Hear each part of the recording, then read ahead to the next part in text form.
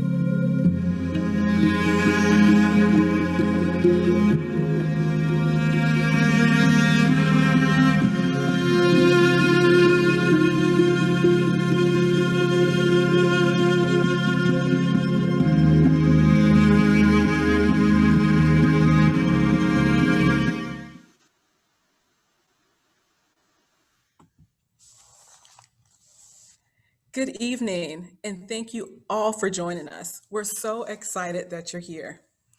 My name is Jamila Felix, and I'm with the City of Orlando's Black History Month Committee. I would like to take this time to thank our sponsors, our platinum sponsors, 26 Health, Bank of America, and our gold sponsors, AARP, the Downtown Development Board, Gilead, and Orlando Magic. Tonight is a special night because it's about each and every one of us directly. Tonight is a partnership between the City of Orlando, Peer Support Space, and the Black Mental Health Matters Planning Committee. Black Mental Health Matters is a community-led emotional justice movement responding to the need for healing and emotional support systems for the Black community. Our collective goal is to expand mental health awareness by destigmatizing mental health through intentional outreach, education, and conversations like these. The Black Mental Health Matters Committee is a movement led for and by Black individuals. Tonight is a time for all of us, each and every person watching this event tonight, to pause, turn inward, and to reflect. If I were to pass the virtual mic around, I'm sure we all can attest to a time in our lives where we didn't feel well. Whether it was 2020 and all the events of 2020 that took place, I'm sure we all can give an example. That's why tonight is so important. And we have created this event especially for us, each person on this call. I would like to encourage each person to participate in our chat feature. I see a lot of people starting to communicate in the chat. Welcome. We want to, I would like to, if you don't know where the chat is, I'll just go over that really quickly. At the bottom of the screen, if you hover over the bottom of your screen, there's a chat feature. During our panel discussion, we'll have a Q&A session, and at that time, we'll try to get to as many questions as possible.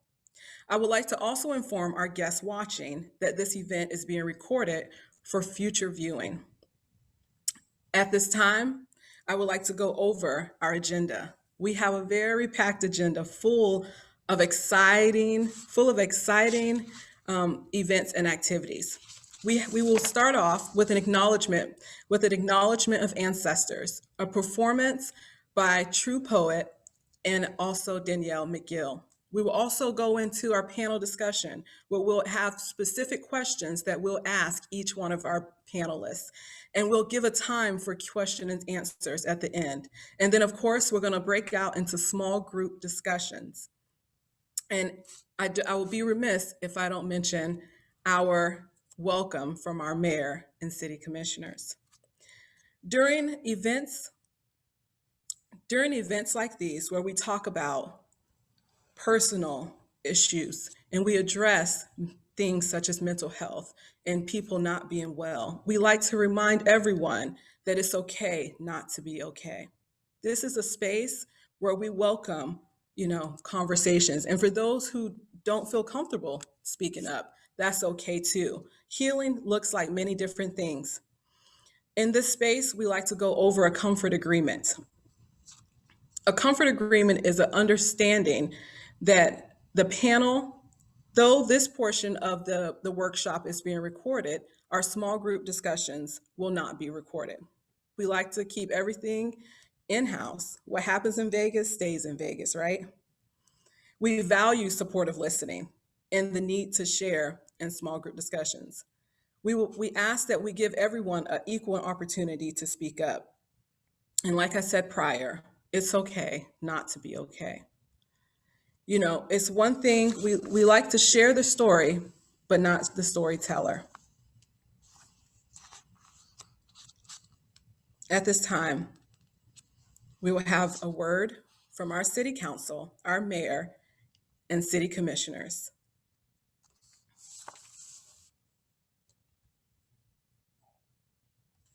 Hello, I'm Orlando Mayor Buddy Dyer. Welcome to our 2021 Black History Month celebration.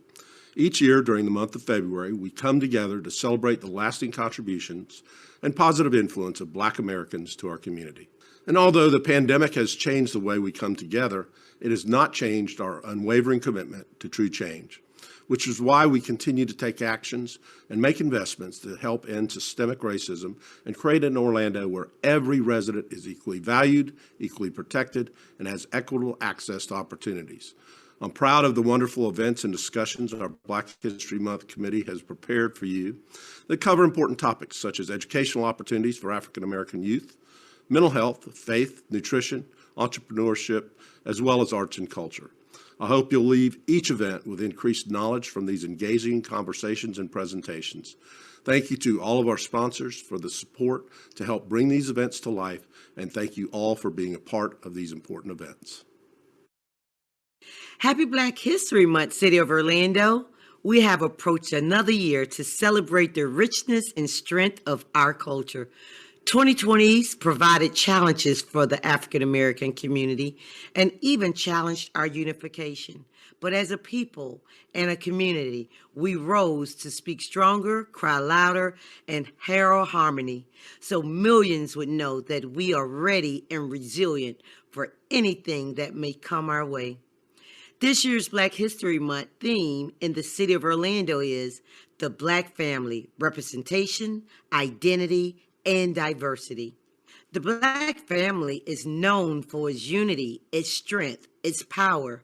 Over the next few weeks, the City Beautiful will cover a myriad of perspectives of the Black family, things like the soul in our food, and how it's not only filling to the body, but it's edifying to the spirit.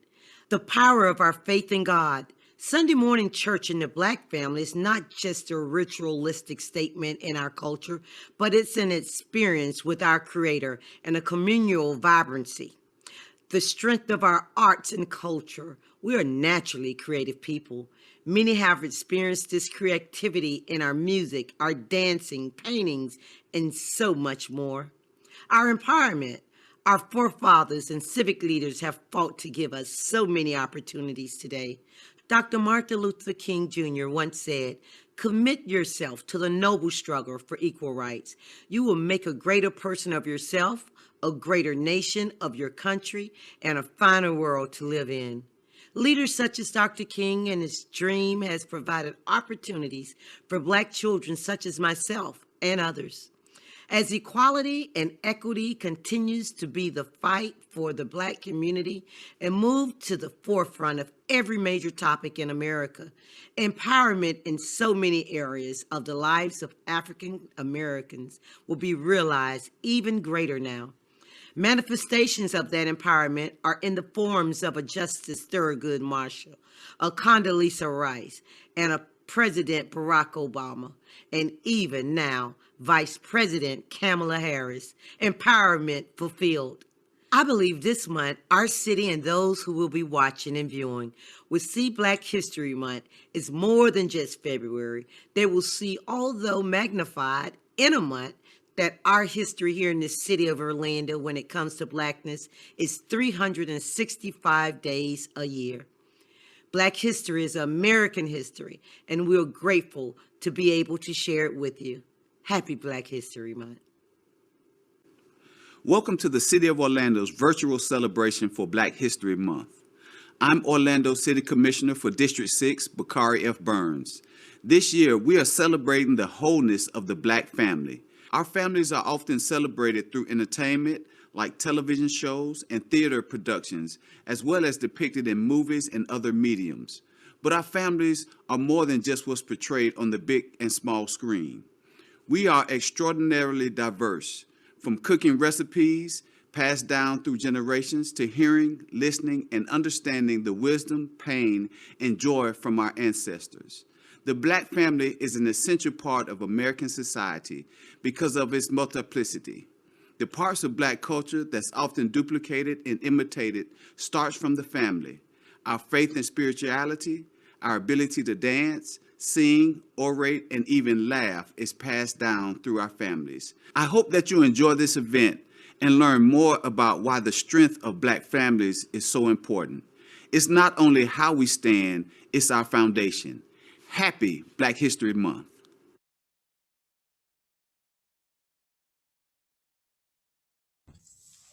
What an amazing word from our City Council. Thank you so much, Mayor Buddy Dyer and Commissioner Hill and Commissioner Burns for that wonderful word. Black history truly is American history, and it begins with the family. The family is the foundation. At this time, we would like to acknowledge our ancestors that have gone before us, those whose shoulders we stand on today.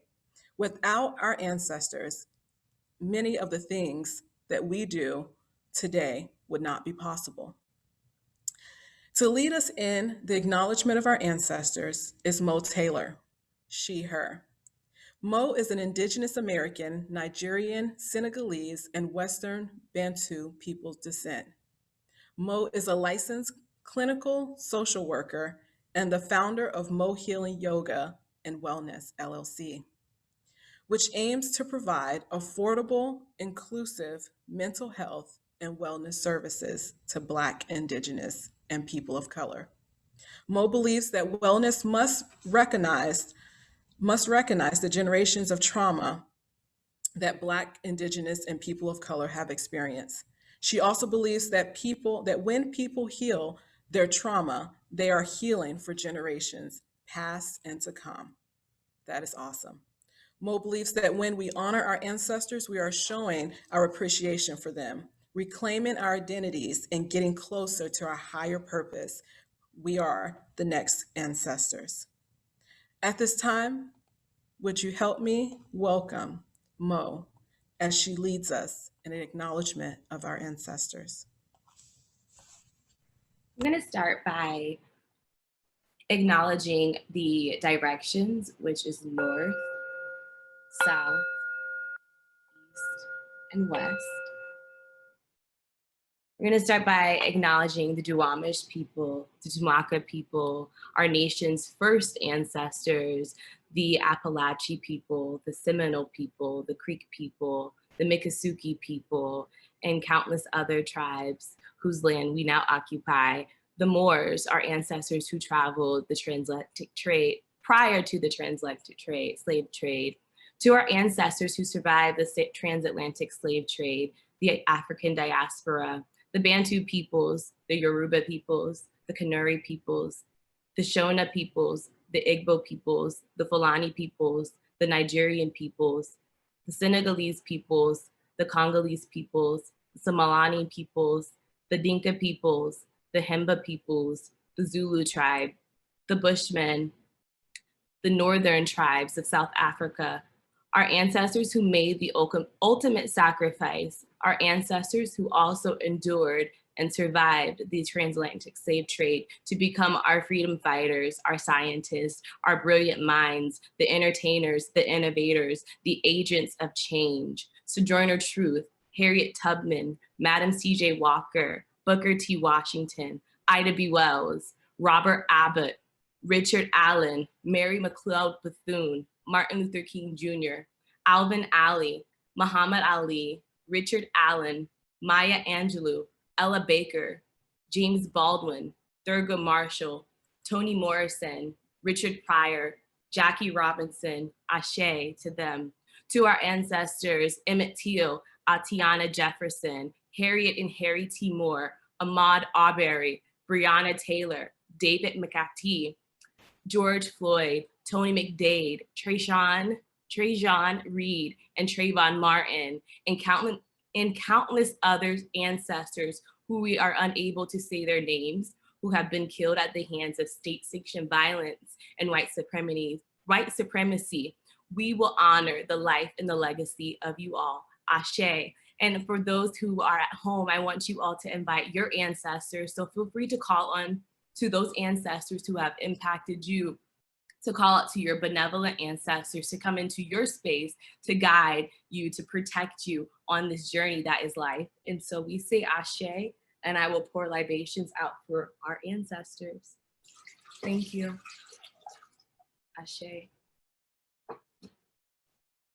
I'm passing it back to you.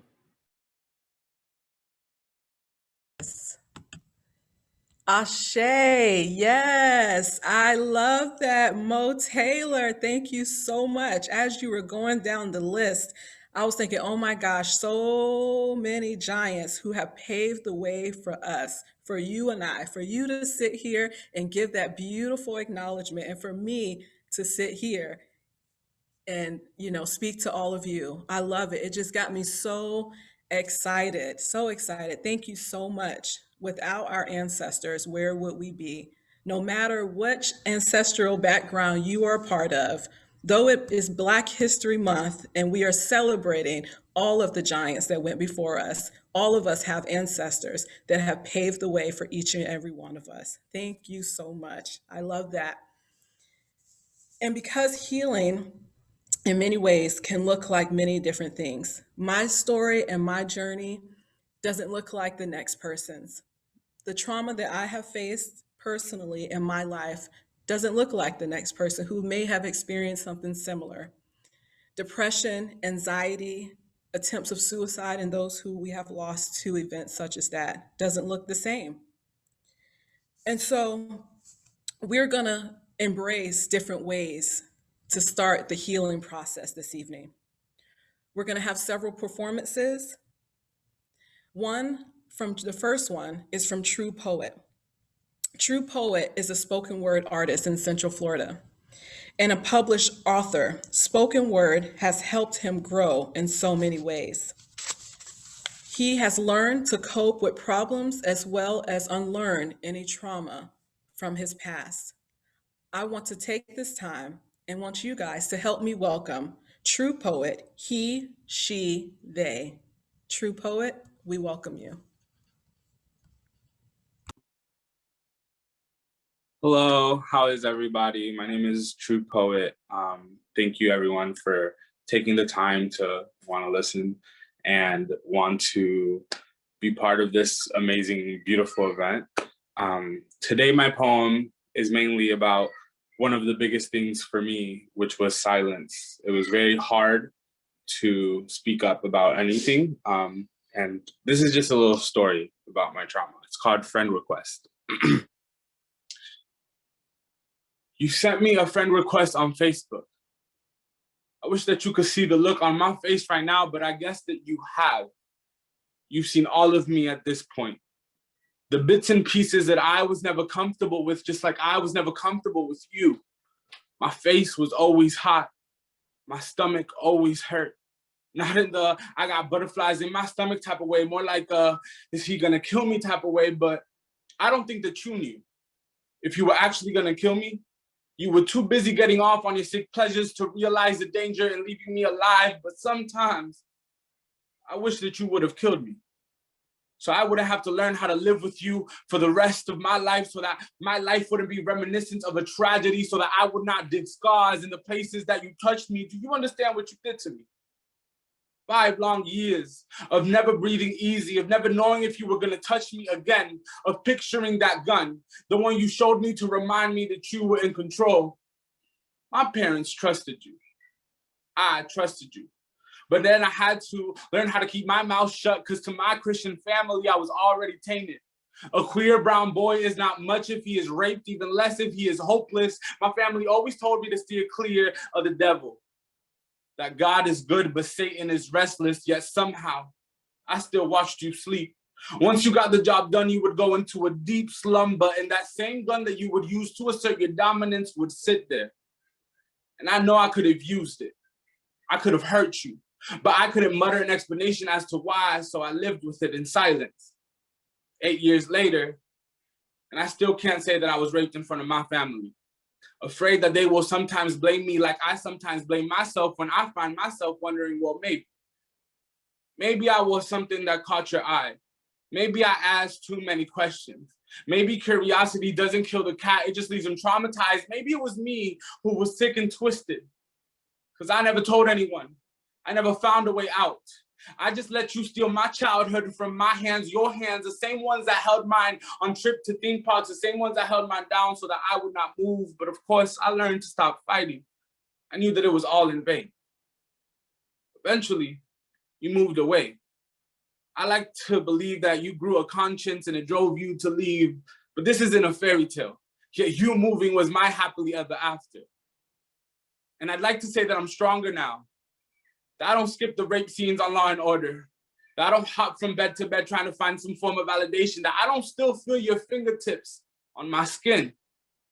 I would love to call myself a survivor, but like I said, this isn't a fairy tale. It's trauma. And I know that one day I will be able to admit to my family what you did to me, like it is my job to fess up. But for now, I'm proud of the small accomplishments. I finally got to say no. Thank you so much, everyone.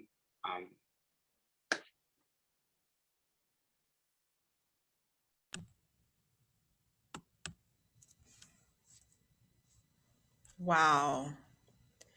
Thank you so much, True Poet, for your honesty, vulnerability, leadership, and courage. Oh, I know every single person on this call was touched by that. Thank you so much. And I just want to remind everyone that as we're sending shout outs and praises in the chat, to remember to put your questions in the chat as well, as we will answer them during our Q&A session. Well, at this time, I would like to introduce our panelists for the evening.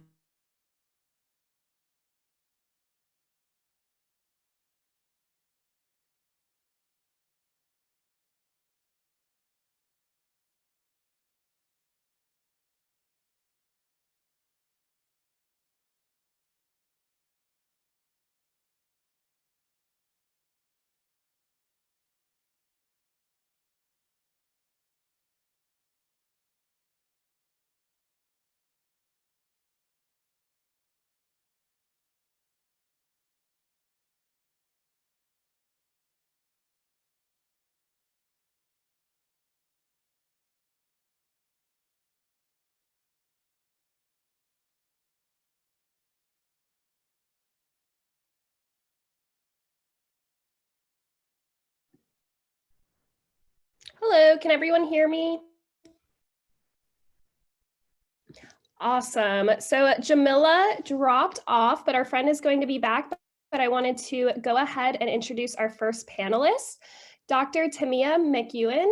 She, her is a peer living in 20 years of long-term mental wellness recovery who sought yoga in response to her own search for living well beyond traditional medication. She became a certified yoga and wellness instructor after having a 22-year career in public education and started Be Well Friends to provide wellness support and hold space for others. Tamia is a peer professional with Peer Support Space and co-facilitates Your Black Matters, a virtual peer-led support group led by and for the Black community. Welcome, Tamia. Hello, everyone. Welcome. And I am going to pass it back to our moderator who is back. Jamila, would you like to go ahead and ask Tamia our first question for her? I sure will. Thank you so much, Yasmin, for taking the wheel as I was reconnecting. Tamia, okay, the question I have for you is, what can you tell us about the unique struggle and resilient spirit of Black women as it relates to mental health? Oh, goodness. I have to start off by saying Black women are resilient. Just period. The fact that we're here, and we continue to hold spaces and exist in spaces and maneuver as we do, that sums up our resiliency right there. And so when you talk about being resilient, and I know it can kind of be a catchword or a buzzword, resiliency, but you're looking at the word and it talks about the ability to overcome obstacles. We don't have to learn how to be resilient. That's already done. The fact that we're here, the fact that we're existing, but we can't have true resiliency in our communities as a nation without health equity, without removing the barriers that we have to continuously bolster ourselves and be resilient from. And so, I want to definitely make room in this space for all of my sisters, all of those who are even not represented on this stage, regardless of age, regardless of socioeconomic status. When we're talking about regardless of gender identity, we're all family and we all deserve to be covered, so that we do not have to continue this uphill climb, because after a while, even the strongest elasticity loses its buoyancy when it's continuously stretched. And so I would present that question to those individuals that are in those positions of power to remove those barriers. Before you ask a Black woman to do one more thing, what did you do the last time she told you what she told you? What have we done with that information? I love it. Thank you so much. So eloquently answered and put. Thank you, Tamia. Okay. So our next panelist is Kevin Dean. Kevin is a comedian and an advocate for Black mental health in the Kissimmee and Orlando area. Kevin is passionate about finding humor in tough situations and sharing laughter with all types of people. Hi, Kevin. It's his hope that comedy bridges the gap in his community for mental health. Kevin, my question to you, and I hope you can hear me well. My question to you is, there's a stigma associated with talking about mental health in the Black community. There is also pressure on men that makes them feel like they shouldn't express their emotions. What is your message for Black men that may be experiencing shame about openly discussing their mental health struggles? Well, I first and foremost want to just say thank you to everybody that is here. And to answer that question directly, I believe that power and vulnerability are two different sides of the same coin.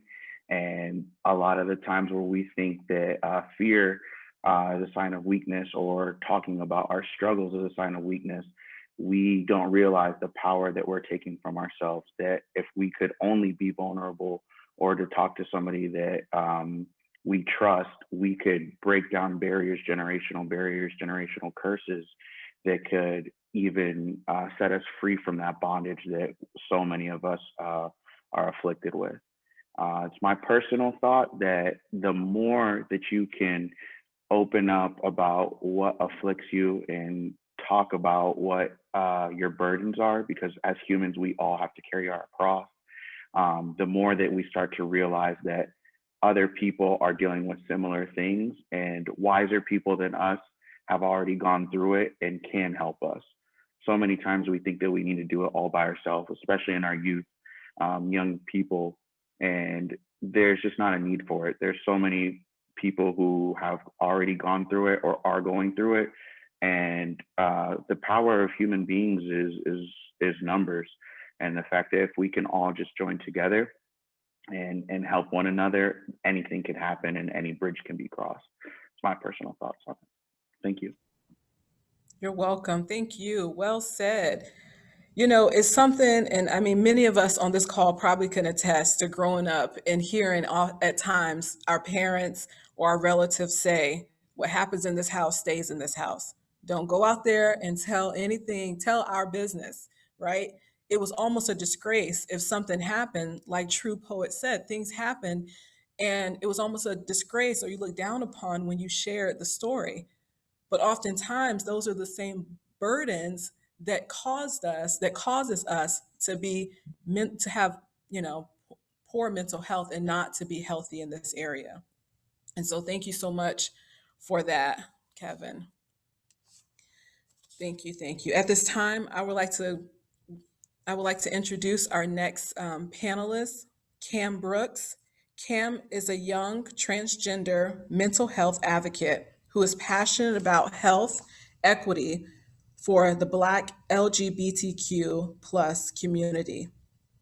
Cam will be sharing how important chosen family is for their personal mental health. Cam goes by they and them. Cam?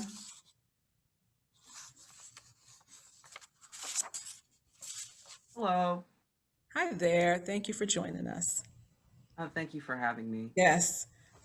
And today's question, Cam, I have for you, this evening's question I have is today's event focuses on the Black family. Not everyone has a biological family that is supportive of their mental health struggles or LGBTQ plus identity. Cam, as an LGBTQ plus person, what is the importance of chosen family to your mental wellness? I think that this is something that happened at a meaningful time in my life because I recently had a personal death in the family. My father, he passed away the last week of 2020 in December. And for me, that was shocking and eye-opening to the complicated grieving process, even when you don't get along with a family member. Chosen family for me has always been a lifeline. And it's a funny analogy, but it makes sense to me. You have a tooth with a cavity in it. That filling can come in and fill in that gap there. Sure, it may not be the way that it was before, but it's still whole. And when I look at the relationship between myself and my father, I wasn't really grieving my father. I was grieving the lack of a parent-child relationship that I wish I could have had with him. I gave him so many chances throughout my life, and he fell through every time. And so to have to learn how to comfort my inner child when I'm still a child at the same time is painful. And when I finally found a place where I could reach out in my late teens and find men and other father-like figures or parent-like figures to fill in that gap, it's something that is very difficult to verbalize how valuable that is in order to save a person and to keep them grounded in terms of the support that they need in their life that they couldn't get from home. So honestly, my party message is just anybody who is looking for support, try and reach out. Like Kevin said, that power and vulnerability, it is something that is life-saving. Wow, that's amazing. Thank you. Power and vulnerability is life-saving. I can attest to that. You know, you said something when you said that you weren't grieving your father's death, but you were grieving basically the opportunity, the child in you was grieving, the opportunity to have a parent who can parent you through, life's struggles and ups and downs and changes. That's well said. Thank you so much, Cam, for your leadership and vulnerability to share. Love it. Love it. Okay, so I'm going to introduce our next panelist. Our next panelist is Tasha. She, her is a registered mental health intern. Hi, Tasha, who specializes in substance abuse and recovery. Tasha's years involved in the community and studying mental health has given her a deep desire to erase stigma around mental health and to help people better understand themselves, particularly within the Black community. She works passionately to help guide people in their journey to become the best versions of themselves. Tasha, my question for you is, many individuals are caregivers for their family members. Excuse me, sorry. So my question to you is, many individuals are caregivers for their family members, struggling or for other folks. How do you practice self-care when you are responsible for caring for others? That is a big question to unpack, isn't it? And I think it's a really good question because I feel like right now with culture, everybody's talking about practicing self-care, and it's very hard to figure out what self-care really is. And I think society would have you paint this picture like self-care is just taking a bath in the tub with bubbles and putting on soft music, which yes, that can work, but that's not the reality. That's not going to just make everybody feel better. So when I started thinking about this, many of us have so many responsibilities and many roles we play. And I want to visit back to Tamia. She had mentioned something earlier about how we are resilient as women.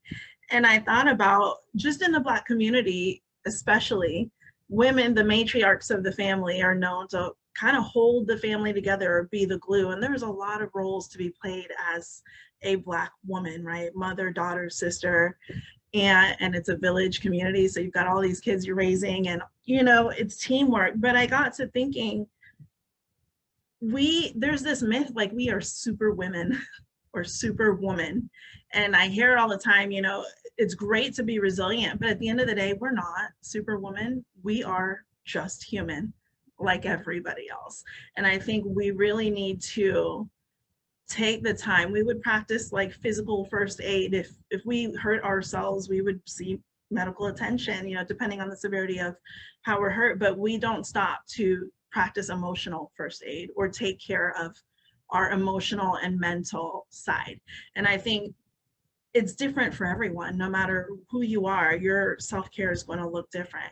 And I think about if anybody's ever been on a plane, the flight attendant will come in and tell you to put your own mask on before you put it on others. And there's a very logical reason. You can help more people if you can breathe than you would trying to help everybody else. You would run out of air and you wouldn't be able to help anybody because you wouldn't be existing anymore.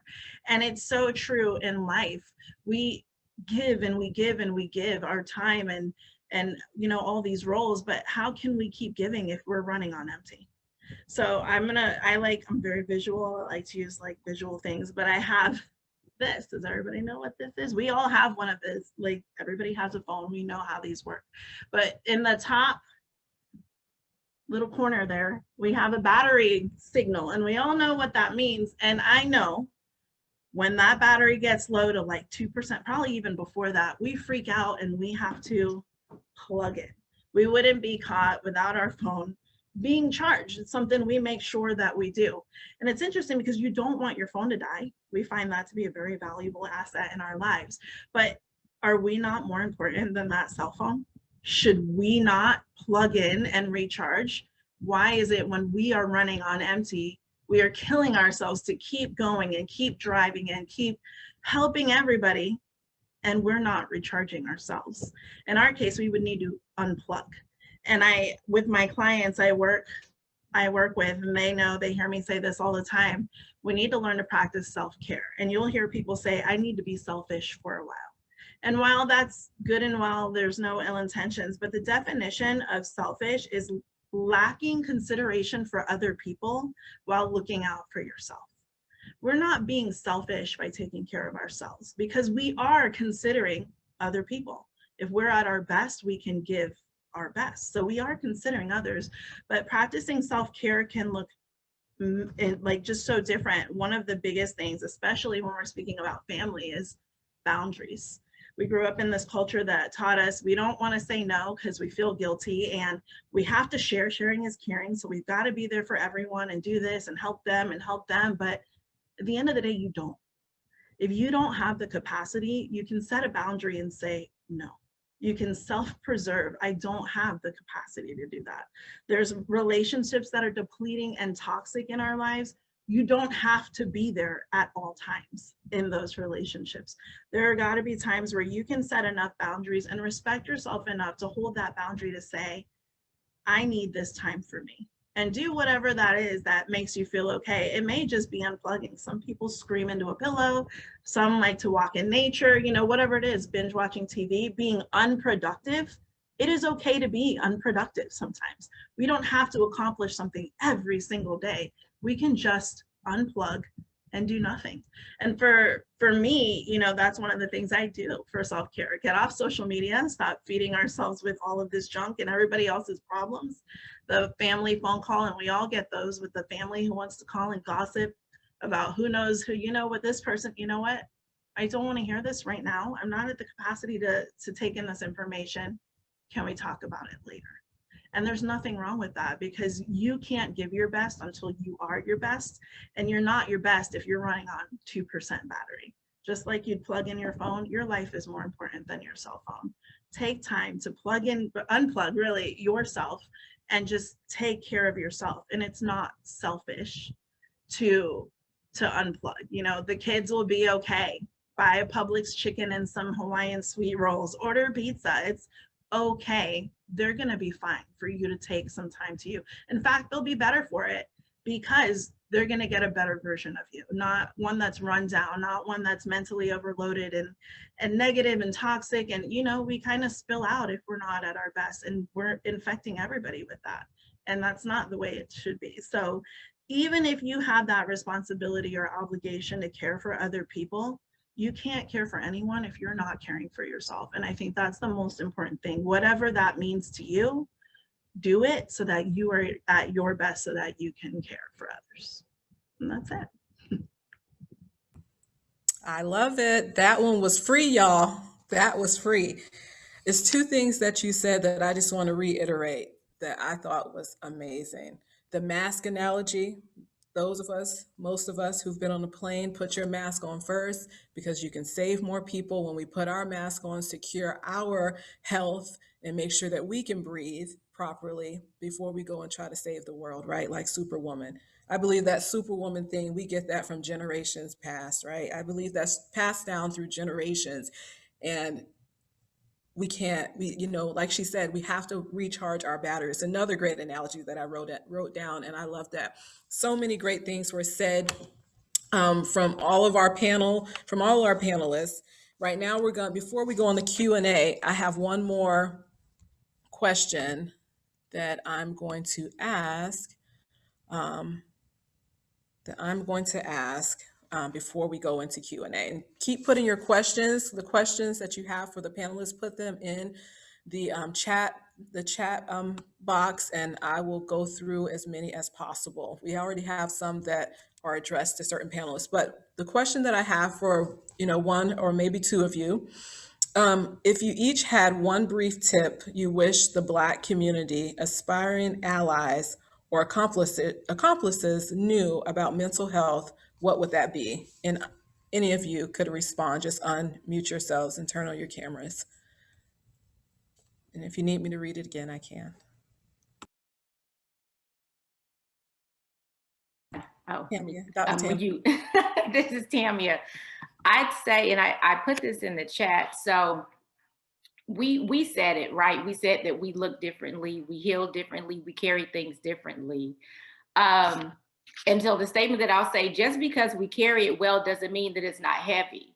And you know, looking at me, like no one will know that, you know, I have a diagnosis of bipolar disorder unless I tell them. No one will know that I deal with, you know, debilitating depression and anxiety, you know, that I work my entire educator career with having, you know, my diagnosis. And I look like I look. You know, I look like I go in the bathroom and I cry and I wipe my eyes and I, you know, straighten my back and come out. So when we're looking at our allies, those individuals who really want to come in and do something, you know, don't judge the book by its cover and saying, oh, okay, well, this person may not need you know, help, or this person may not need this platform because I know that they have it all together. I know that they already have, you don't know what anyone has, but if you have a platform and the ability to bring equity into those spaces, then bring equity in those spaces and withhold that judgment. And on the flip side too, you know, meeting individuals, human to human, without presuppositions, even, you know, regardless of what the presuppositions or the stereotypes are, you know, we all carry things differently. So that would be mine. Absolutely, well said, Dr. Tamia. It's so true, you know. And I think oftentimes when we look at someone's external, I was talking with one of my colleagues today, and they asked me a famous question, Jamila, how are you doing? Last May, I had a very traumatic experience where I endured third-degree burns on my legs and feet. And if you look at me today on this webinar, you would think, oh my gosh, she looks well. She looks really well. And I would tell myself, because of the superwoman syndrome, that I was well for a very long time. But the truth is, like you said, I'm not well. It takes a lot to get to that point, and I had to flatline and, you know, come to a point where, you know, I realized that I couldn't do it anymore, and I had to unplug and I had to seek help. And I'm continuously seeking help because it is very fresh and it is very new. And when you have never dealt with trauma at a high level, where, you know, you end up in a very bad situation, like, you know, a hospital for multiple days and weeks, it is a process. It is a process, and healing looks different. So tonight is really for me, as well as Dr. Tammy as well. So as you said, you have to, you know, you go through the process, and many people don't know. I'm there with you. So I thank you for your words, your comments. Okay. At this time, I am going to go into our Q&A session. We have several questions that I would like to get to. And the first question is addressed to, actually, Dr. Tamia. So if you can turn your camera back on. The question is, what are some of the practices you would recommend to those who are looking to start their wellness journey as a family? Oh, awesome question. And I was responding in the chat. My response is, so every family is different. Look to just build it in your regular routine, you know. So it can just be a regular part of what you do as a family, whether it's you're going to the grocery store and you're shopping, and, you know, your children are helping you pick out the vegetable that they want to eat, you know, the fruit that they want to eat, that they want to add to the, you know, to the meal. Cooking together, getting outside together, build it in your actual regular routine. And, you know, if we want to make something a routine, then you'll say, okay, you know, every Monday, we're going to do Meatless Monday, you know, and just stick to that one thing. Or, you know, every Tuesday, we're going to do a Talk and Walk Tuesday, where we just get outside and breathe and walk and talk. So I would say, depending on you know, what your family looks like. Just how can we bring ease into this, and one thing at a time, so we can stick with it and then build more as you get more comfortable. But let it be easy, and let it be fun. I love that. Creating simple practices that are also impactful practices, right? Something as simple as a walk, family time can go a long way. Okay, so our next question, I believe this is just to the overall panelists. Um, Someone asked, how can we encourage family members who are struggling from significant family loss to get professional grief counseling to help them cope and find comfort when they don't think it would help them? And that's open to any of the panelists. I can answer this one. This is a really good question, and it's very hard to answer, if I'm being honest, because oftentimes we will continue to try to encourage others to do something that we think is best for them. And if they're not ready, it doesn't matter how much we try, we're just depleting ourselves. We can, I mean, the best you can do, you can look up resources, maybe hand them the resources, but the more we try to push onto someone else what we think they should do, the more resistance it will be met with. And at the end of the day, we cannot help someone who is not ready to help themselves. So they have to come to that realization on their own. And a suggestion I would give is to get therapy for yourself. And usually what will happen, family members will see a change in you and think, well, you know what, if they're handling this the way they're handling it, maybe that'll work for me, and almost lead by example. But at the end of the day, if somebody's not wanting to do it beyond maybe giving some resources and one suggestion, you're not going to be able to force them. So light suggestion, hand a resource, let it go, and hopefully, you know, they'll take it up. But if they don't, this is one of those things with boundaries. Stop depleting yourself trying to make somebody else do something that you think is best for them. Because if they're not ready and they're forced into it, they're not going to get anything out of it. It's only when they're ready for the help is when they're going to receive the most from it. So.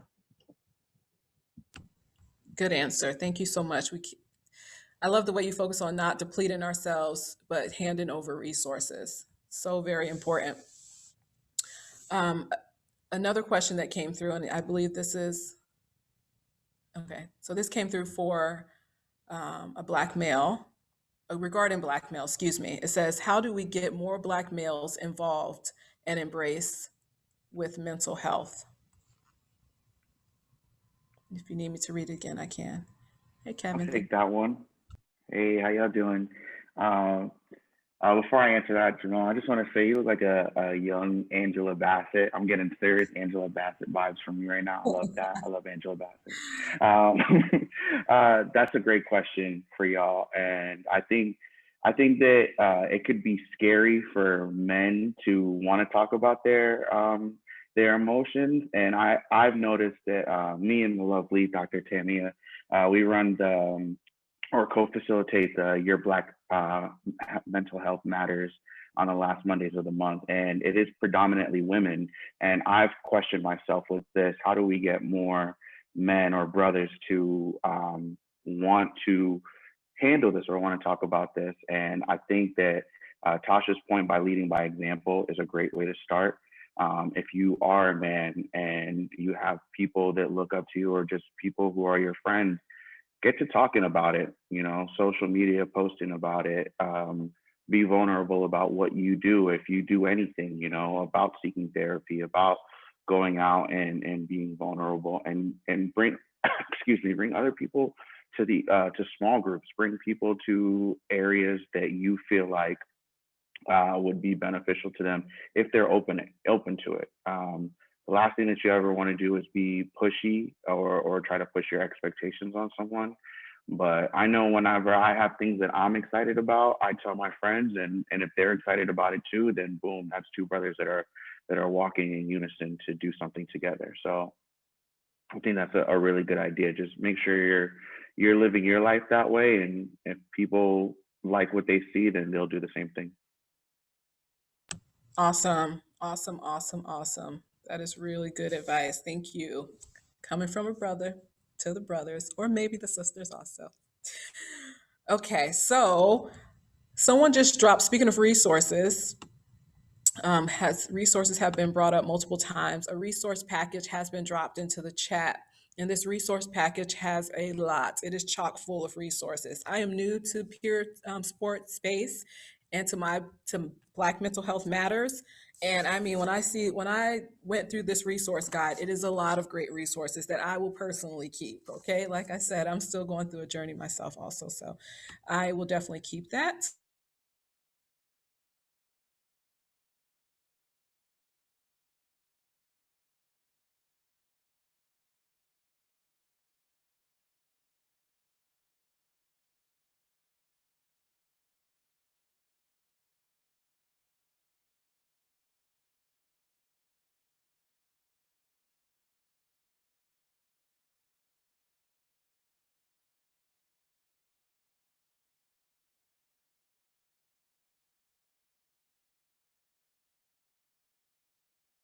Hi, everyone. I think we're frozen again. My name is Yasmin. I'm the co-founder of Peer Support Space. I'm going to go ahead and move us along to our next question. We had a really good question for any of our panelists that are open to answering this. How can you get vulnerable? How to get vulnerable is plausible to say, but how would one find the energy to be that and be that vulnerable?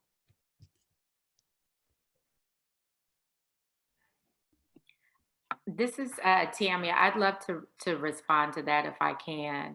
I'm gonna read again. How to get vulnerable is possible to say, but how would one find the energy to be that and be vulnerable? So I'm going to speak from the perspective of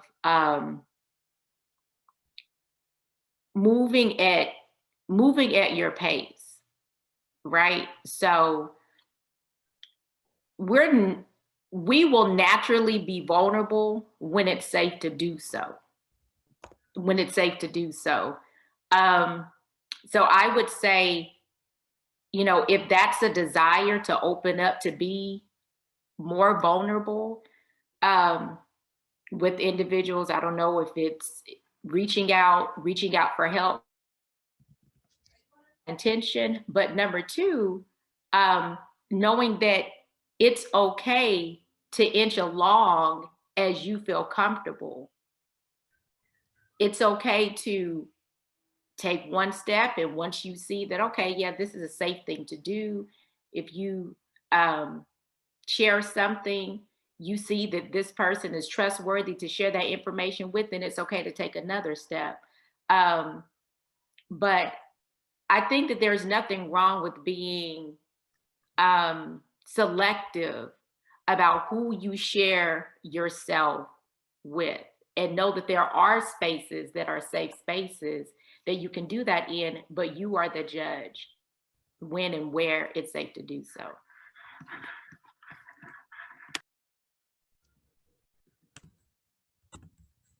Thank you so much, Dr.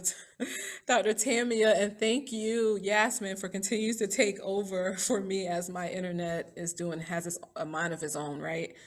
Okay, so I have one more question.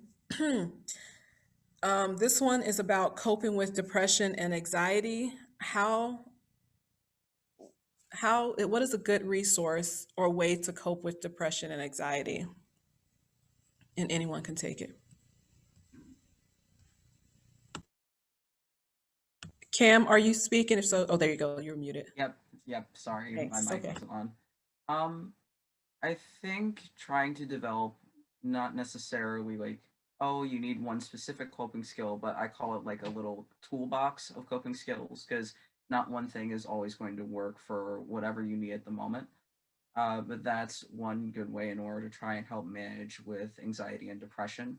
For myself personally, one of the ways that I've been sort of channeling in any sort of struggles that I've been having, especially with my grieving process, is music.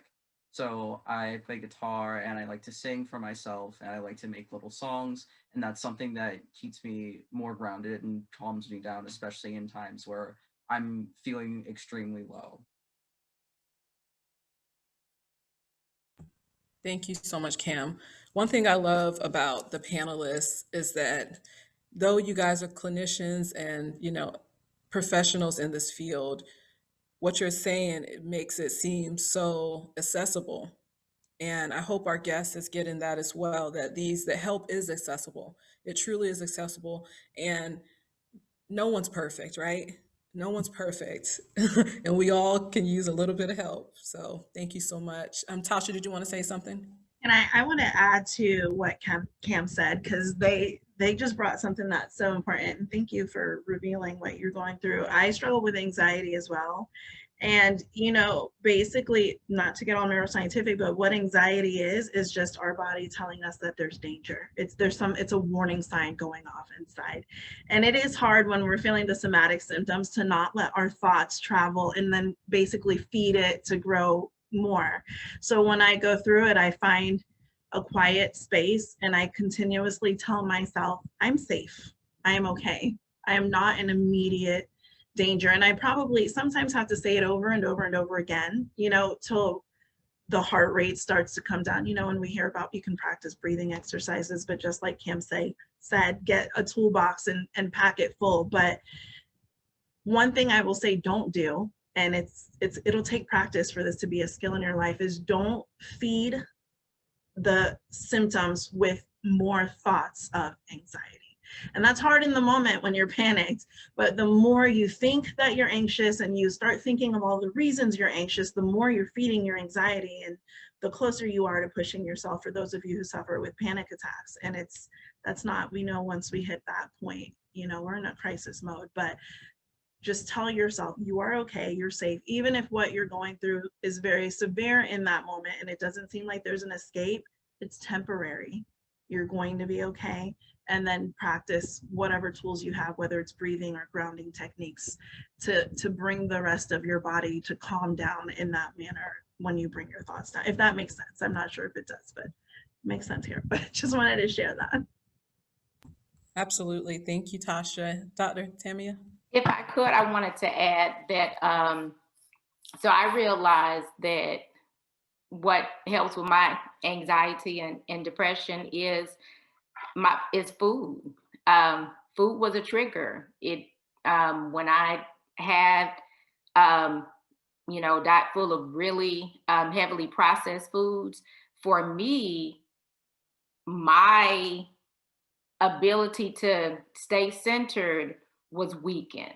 So for me, fresh leafy greens, fruit, vegetables, I make a smoothie. It was, blueberries and almond milk and almond butter and hemp seed. And I called it the smoothie that saved me, because it was one of those things that kind of brought me back to a place of, centeredness. And so when we look at our fruit and vegetables, they're feeding our brain with those feel good chemicals. So not to say that you're trying to force yourself to be in any position, but we're going to eat anyway.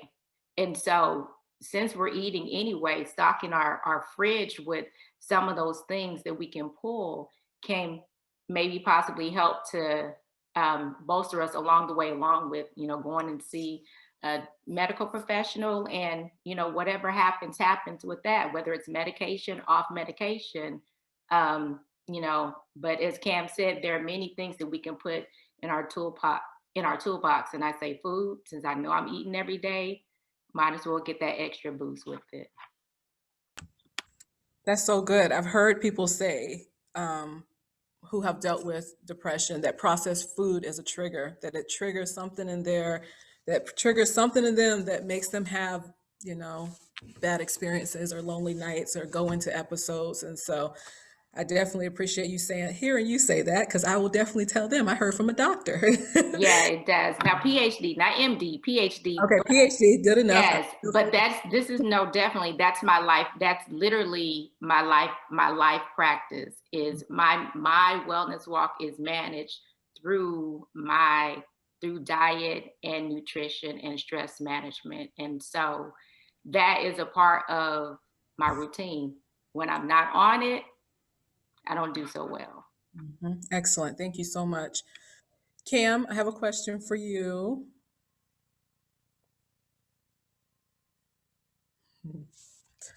Hi. The question is, how can people find their chosen family? That is a wonderful question, actually. And I think the biggest thing you can do is, it sounds cliche, but be yourself and put yourself out there.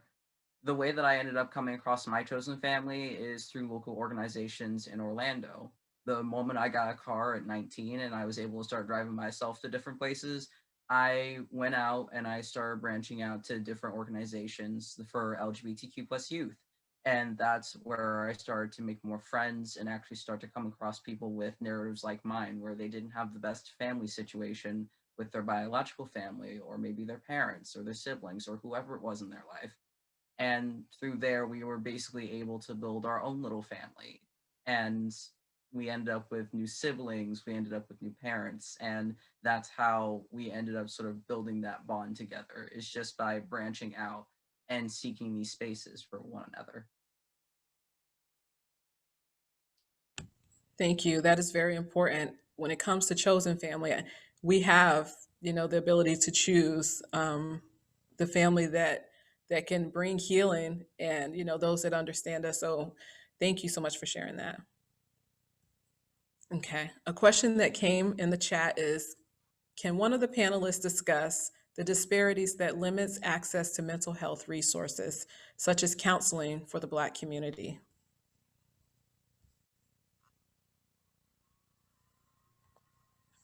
And anyone can take it.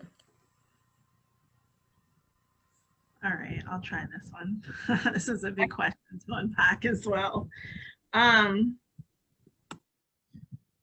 This is a hard question to answer. And this is just my point of view, so anybody please chime in and share or further add to. But to be honest, I think one of the first disparities starts with us, which is the whole reason we're putting this on, right? That we're okay, we're strong, we don't need to talk to anybody about our problems. But if we can get past that disparity, one of the things that has been noticed or said is there aren't that many Black therapists that are available to be seen. So what I've noticed is if someone's going to therapy and they're seeing someone who doesn't look like them or who hasn't been brought up in a culture that they brought up in, there's a big misunderstanding and there's a gap.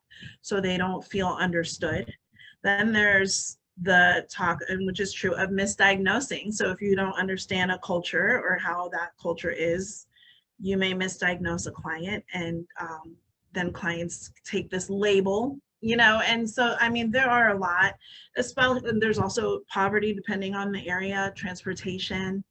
So there's many, but what I will say is right now, due to COVID, which sometimes, there's a lot of unfortunate, but one of the things that is happening is that therapy is so much more available because of virtual therapy. There's a lot more counseling available. There's a resource packet, I believe, given out that's going to be emailed to you that you can find from everything from social media sites to websites to therapists who understand our culture, who look like us, and who will be able to help us. But I will say, as many disparities as there are, I believe we're moving in the right direction to try to close the gap on a lot of what was. And there are a lot more colored therapists out there now than ever before, both male, female, trans, LGBTQ plus friendly, and many are certified in their specific areas. So there is availability. It will take some researching, but don't lose hope. You will find somebody, and please use that resource packet as well. I don't know if that helped or if that answered the question, but that's what I got. Thank you. That was a detailed answer. A lot of these questions are a lot to unpack, so I appreciate all of you, giving very great answers. One thing I do want to mention again, reiterate is what I'm trying to say. Reiterate, such as Tasha said, that the resource guide will be emailed to all of you after this. So please keep an eye out for that resource guide. Like I said, there are a lot of great resources out there. that I didn't know about. And so I love for people to get help. Um, okay, so another question that came in, and then after the question, we're going to take two more questions, and then after that, I'll start discussing the next phase of our workshop tonight, which is our breakout rooms and small group discussions. So the question is, there are there are some that consider mental health as a label of someone who is out of their mind, deranged, lunatic. What would the panelists say or do to lessen that um, conception? I can read it again if you like me to. It was kind of choppy. Cam, you're muted, and Dr. Tammy, you're muted. I was just gonna say, uh, so to better understand the question, they're asking like how to dispel that sort of stigma with the mental health label. Correct. How to dispel the myth, like you're crazy, you're deranged, you're schizophrenic, like the difference between the labels and actually having an issue that needs to, like a real, something that's really bothering, like a mental health issue. Mm. I think that for starters, we can always talk about it and actually try and bring that awareness to it is the best way to start. And actually getting to know the people behind the label. Um, like Dr. Tamia said, like you wouldn't know what a person with depression looks like until somebody just like looks at you and says, "Oh, I have depression," and they look like that they're managing really well.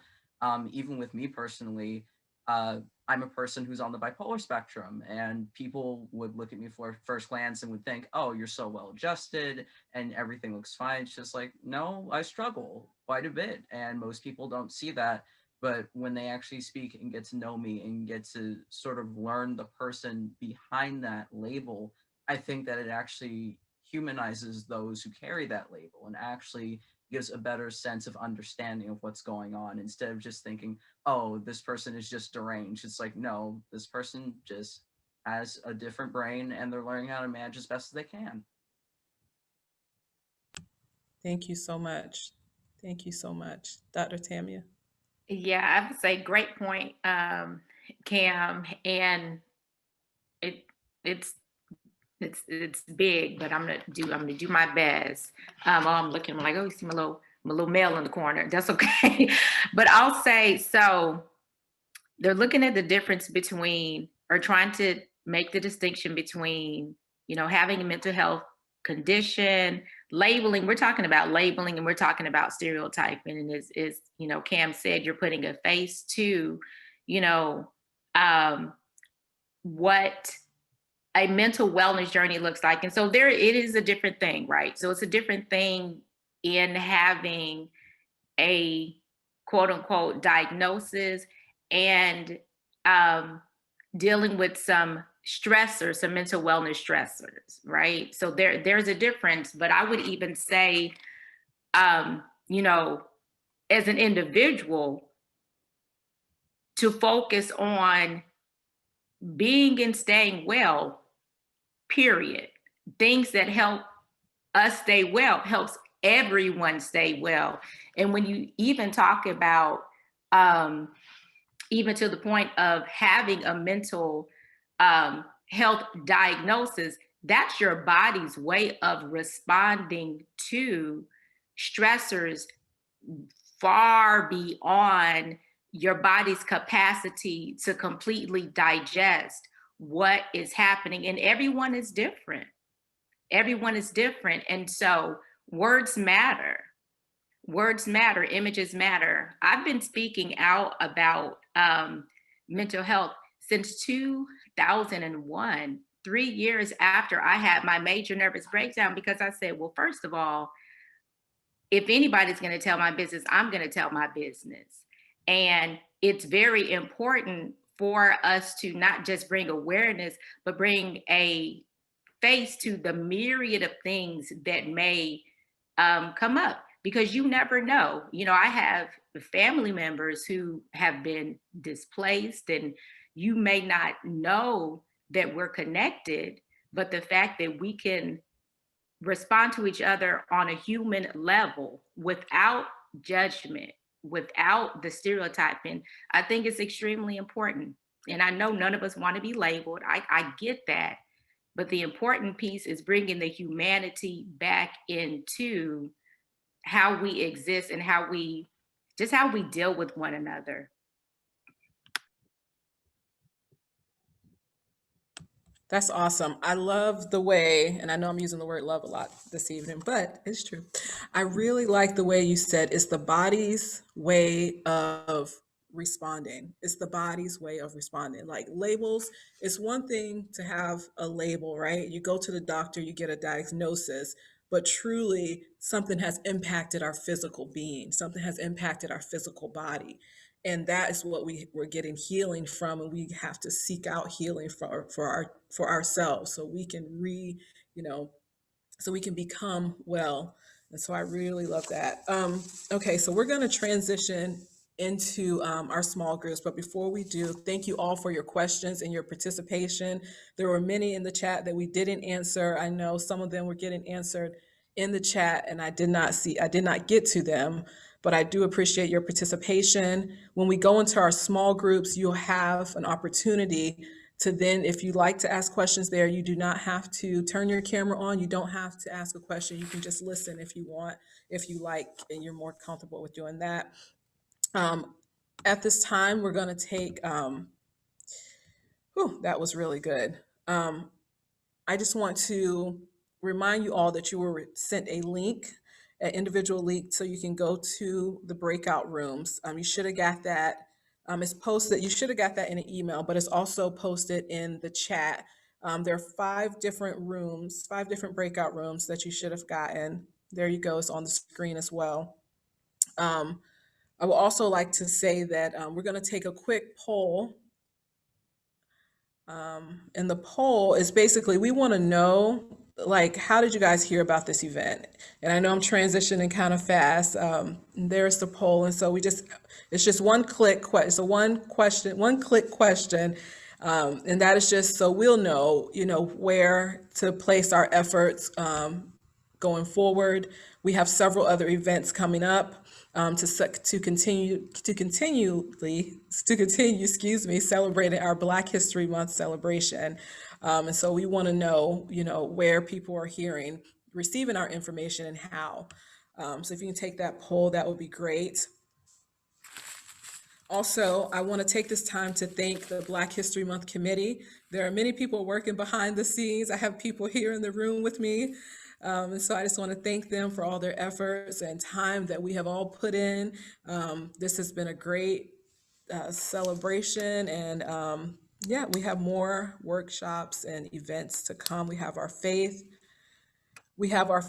and spirituality workshop. We have, oops, I'm getting talked to here. Sorry, guys. Thank you. Oh, sorry about that. Okay, so it looks like people are still trying to find their breakout room links. If you're having trouble finding your link, here are the links on the screen. You will be automatically directed to those breakout rooms, but if you still seem to be having trouble getting there, here are some links and you can choose one of the rooms. They're also posting them in the chat.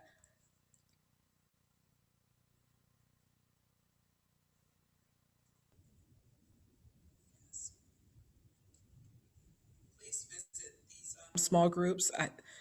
There's a way to further get your questions answered. Like I said, I couldn't get to all of them, but this is an opportunity for you all to ask questions with our panelists themselves. And I just want to thank our panelists as well.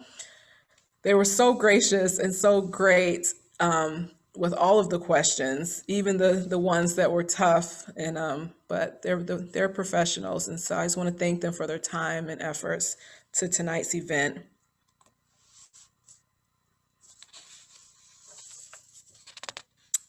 And as people are still making their way there, we'll give everyone some time. If you have a question about the panel of how to get to the small groups and your link, please put it in the chat. there are individuals in the chat who are monitoring it to help you get to where you need to be. Thank you all for joining us again this evening. After the small group discussions, you all will be released.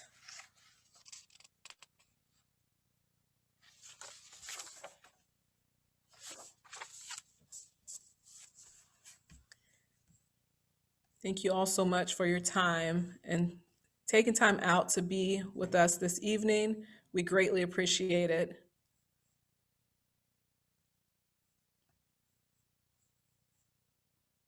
And we look forward to seeing you at future events. You can find other Black History Month events at orlando.gov/BHM. That's orlando.gov/BHM. I know I didn't get to cover the other ones. I'll put it in the chat here where you can register for other events.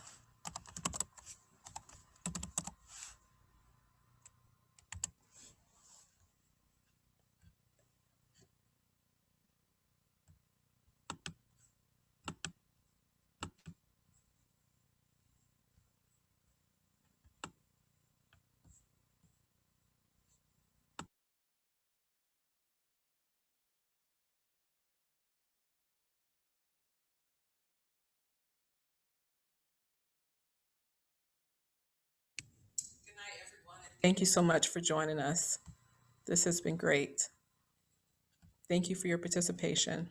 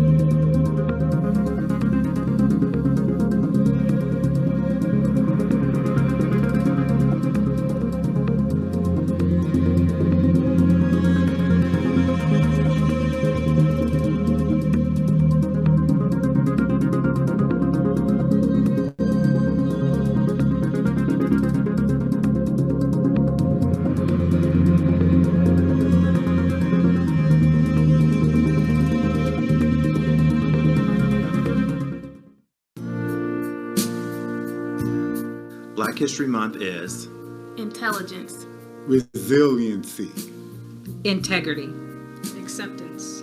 empowering, innovative, remembrance, Identity. equity, Freedom. Love. 26 House wants to say thank you to all those who have come before us in the African American community and celebrate and embrace Black history.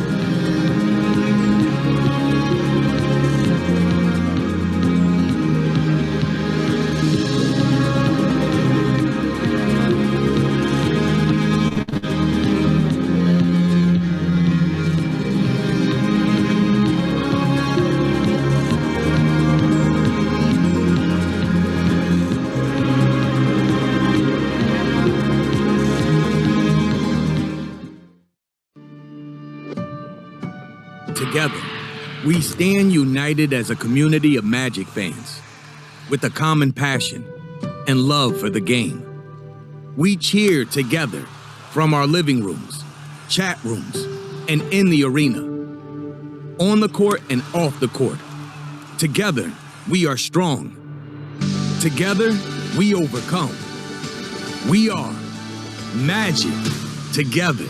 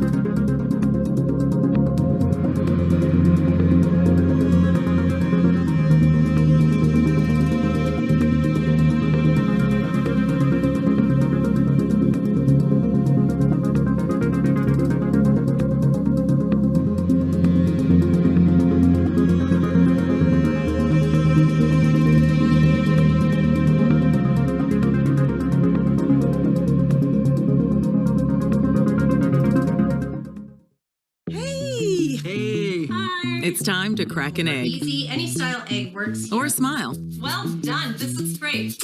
Time to share a story. Have a great way to start our discussion. With old friends or new ones. When you're a caregiver. Time to breathe in. Inhale up, good job. Then let it all out. It's never been easier to connect, learn, and have fun. Cheers. So let's do it together. Come find us at aarp.org/near-you.